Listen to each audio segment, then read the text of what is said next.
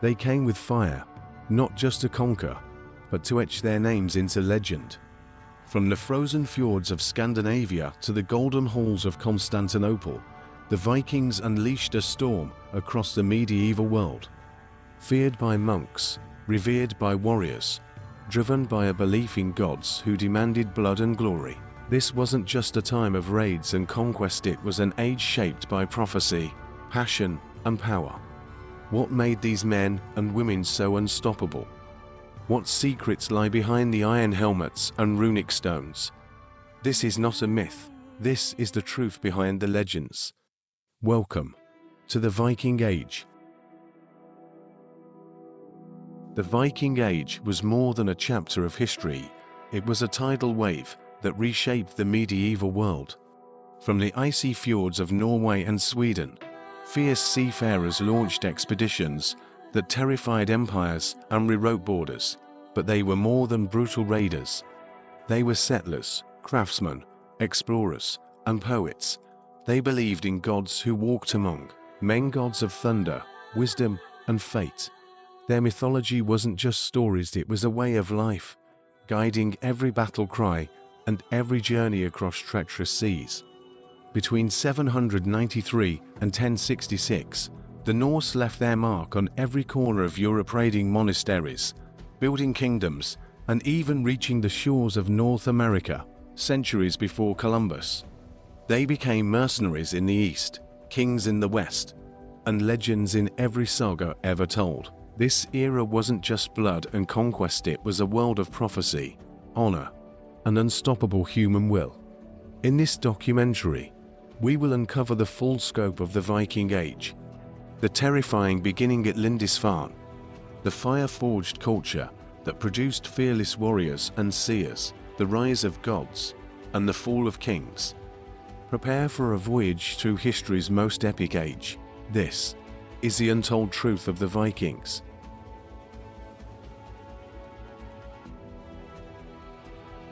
It began with the sea. On a quiet June morning in 793 AD, the tide of history shifted forever. The monks of Lindisfarne, a holy island off the coast of Northumbria, woke to a nightmare. Out of the mist, dragon-headed longships appeared, sleek, fast, and silent as death. Their hulls carved through the surf with terrifying grace, each carrying warriors whose names would never be forgotten. The Vikings had arrived. Until this moment, the world had no name for what was coming. These Norsemen, pagan seafarers from the cold, jagged coasts of Scandinavia, descended like a storm upon the peaceful monastery. With no warning, they breached the sacred halls. Monks were slaughtered, scriptures were burned, gold and holy relics were ripped from altars and stashed in bloodied sacks. The survivors fled or were enslaved, dragged screaming into the salt thick air. Lindisfarne was more than a target, it was a symbol. It was the beating heart of early English Christianity, a sanctuary thought untouchable. And that's exactly why the Vikings chose it. To them, these soft-robed men were weak, easy prey in a world ruled by gods of thunder and war. Odin and Thor did not bless submission, they blessed battle, bravery, and conquest. This was not just a raid, it was a declaration. The Viking Age had begun. News of the attack spread like wildfire across the kingdoms of Europe. For the first time, the word Viking began to echo in fear and fury through the mouths of kings and priests. But who were these raiders, truly? They were not madmen, they were not savages. The attack on Lindisfarne was not random, it was precise, strategic, and deeply cultural. In Norse belief, death in battle brought honor. To die with sword in hand was the path to Valhalla, the great hall of slain warriors. Raiding was not just profitable, it was sacred. And monasteries like Lindisfarne were perfect targets, wealthy, poorly defended, and filled with treasures the Norse believed their gods would favor. Over the next decades, the pattern would repeat again and again. Coastal towns burned, kingdoms humbled, and the thunder of longships rolling in like storm clouds. But Lindisfarne was the first. It was the birth cry of an age drenched in blood and fire and glory. For the Norse, it marked the beginning of their greatest saga. For the rest of Europe, it was the start of a terrifying new world. When you hear the word Viking, what comes to mind? Horned helmets, fire and fury, ships crashing onto foreign shores.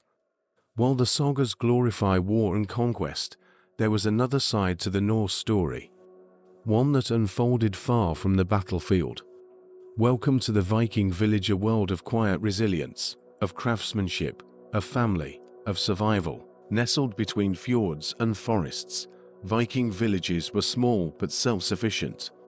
With long houses made of timber and turf, their homes were warm, durable, and built for generations. Smoke curled up from central hearths as families gathered under one roof, humble, yet deeply connected to the land and each other.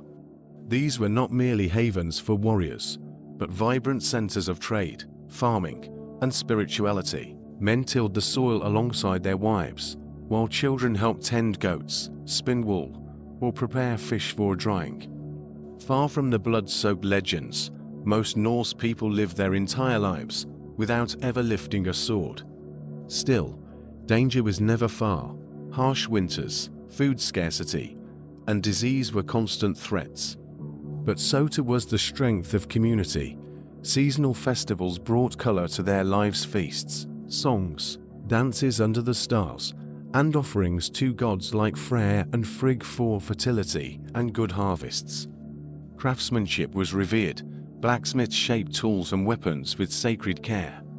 Woodcarvers decorated everything from boats to bedposts with intricate knotwork, while women wove tapestries and garments dyed with natural colors, each telling silent stories of everyday Norse life. And yes, some villagers did leave their homes to sail to raid, trade, or explore. But when they returned, it wasn't just with silver or slaves.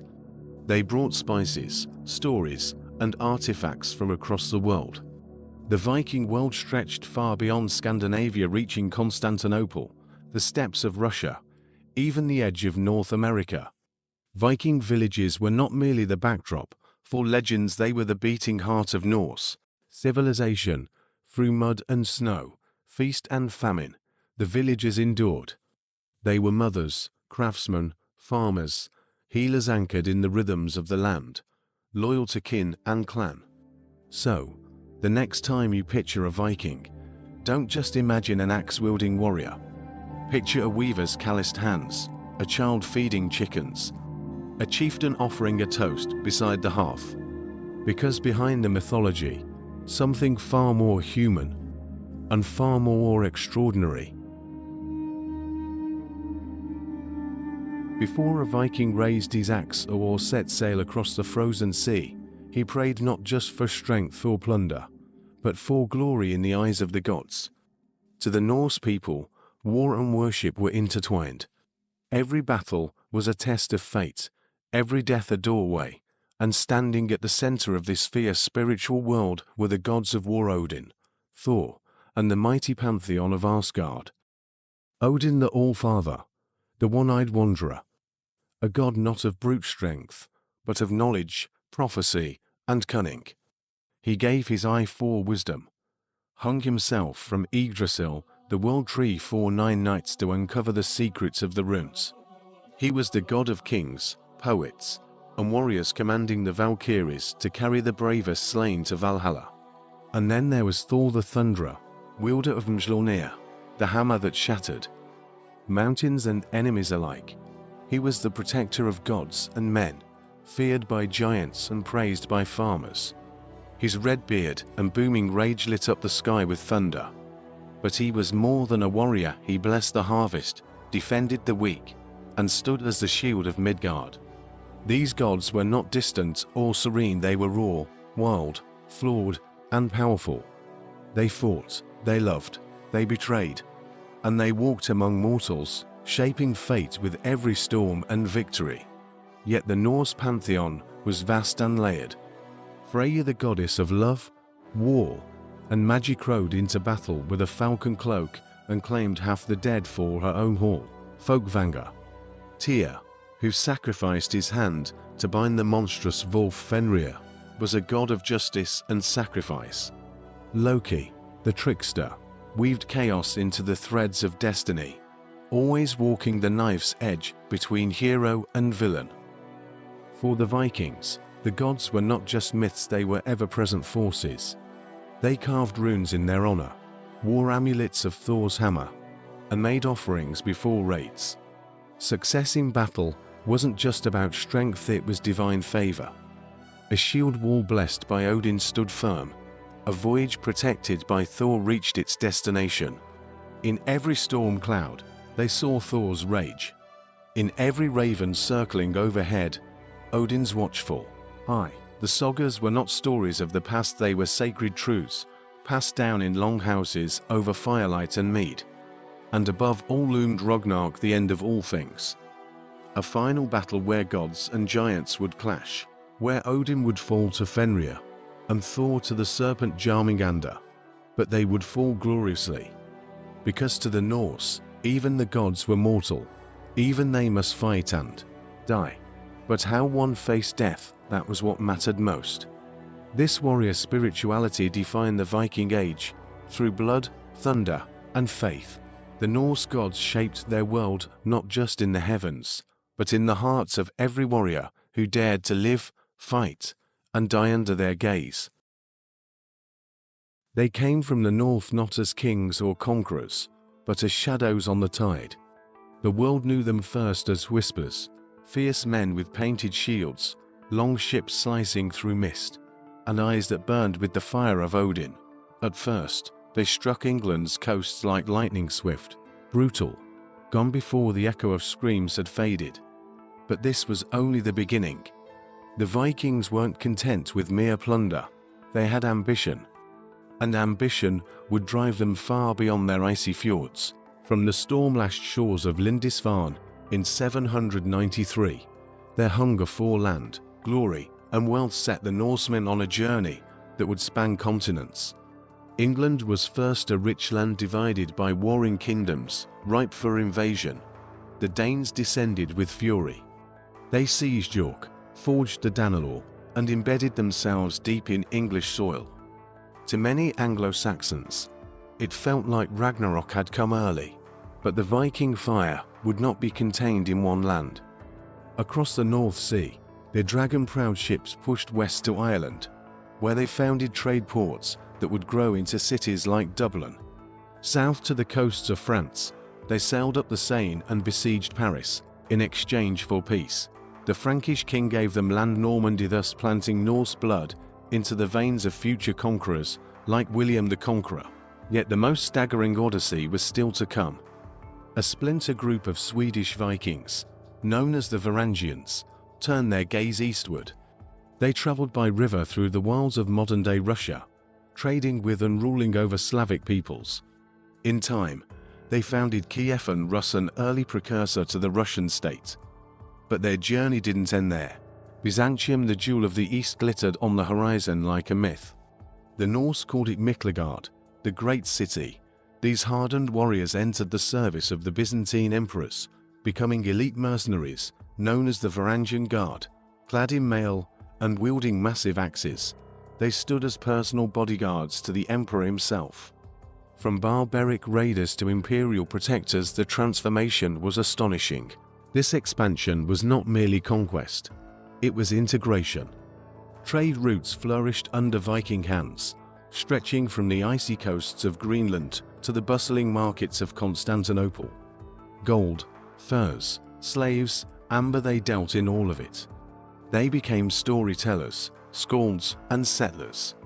They founded kingdoms, carved runnerstones, and sailed farther than any dared before.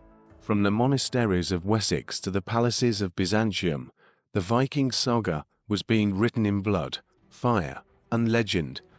And even today, their legacy endures, etched into the foundations of Europe, whispered in the myths of gods and men, and carried on the wind by the ghosts of the longships that once ruled the waves. They were not just warriors, they were fire and fury clothed in flesh. In the heart of the Viking world, where icy winds howled across fjords and steel was law, legends were born. These weren't simply men, and women. These were forces of nature. Berserkers, shield maidens, and kings who carved their names into saga and soil alike. The berserkers were the most feared of them all.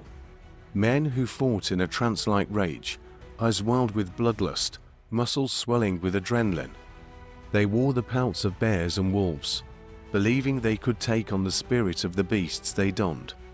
When battle horns echoed across the field, berserkers charged with no armor, no fear, and no mercy. They became living storms, biting shields, howling, striking down enemies as if possessed by Odin himself. Some say they consumed mushrooms or herbs to spark their fury. Others claim they were cursed or chosen. Whatever the truth, their fury was real enough to terrify both enemy and ally alike. But the Norse world was not ruled by men alone. It sang songs of shield maidens, warrior women who defied the fate of the loom and took up the axe. In myth, we find Lagertha, who fought alongside Ragnar Lothbrok, clad in mail and wielding vengeance. But history whispers of real women to buried with swords, armor, and honor. In the sagas, these women were as brave, as brutal, and as bound to battle as their male kin. To die with a blade in hand, man or woman, was to be worthy of Valhalla. Then came the kings, not rulers who lounged on thrones, but warlords who led from the front. Men like Harald Hardrada, the last great Viking who fought in foreign lands, returned to Norway and died on English soil in 1066, still seeking conquest.